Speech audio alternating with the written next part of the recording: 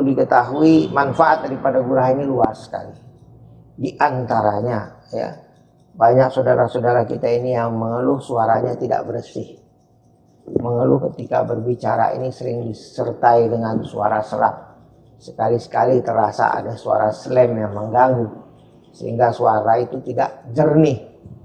Maka pengobatan ini banyak diminati oleh KORI, banyak diminati oleh orang-orang yang memang profesinya banyak menggunakan suara, ya, baik untuk bicara maupun yang lain. Demikian juga gurah ini sangat efektif untuk pengobatan kasus-kasus yang mengganggu saluran pernafasan.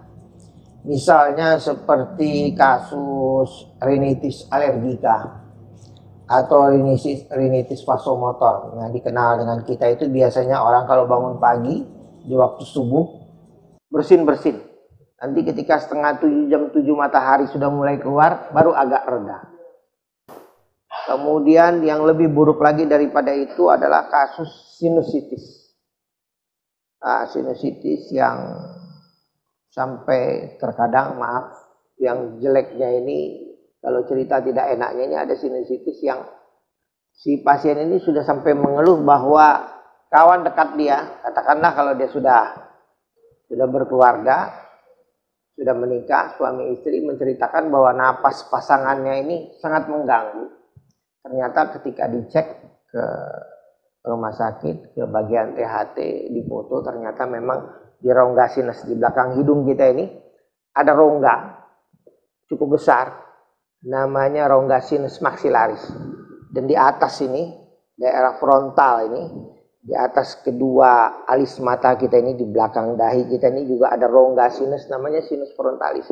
Itu sudah terisi dengan berbagai macam bahan-bahan yang menunjukkan bahwa terjadi peradangan, bukan hanya slam, tapi sudah ada nanah, sudah ada cairan darah di sana.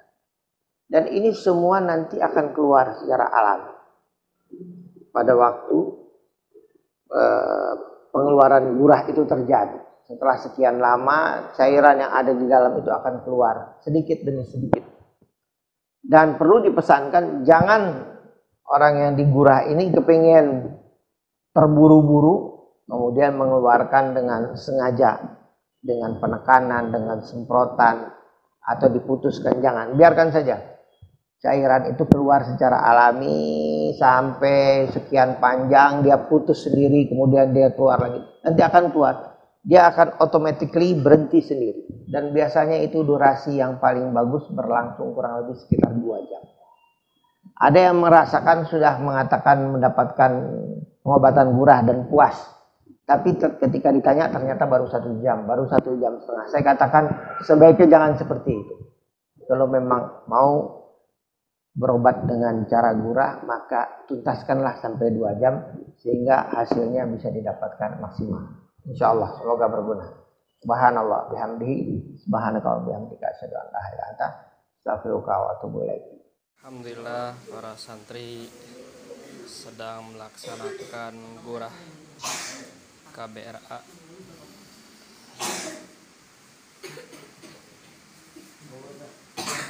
Proses ini yang belum, mereka sedang siap-siap.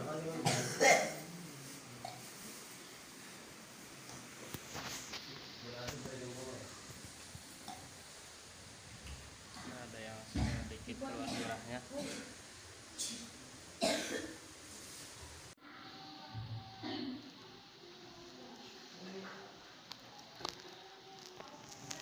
Lagi pada gurah KBRA tim nyender. Udah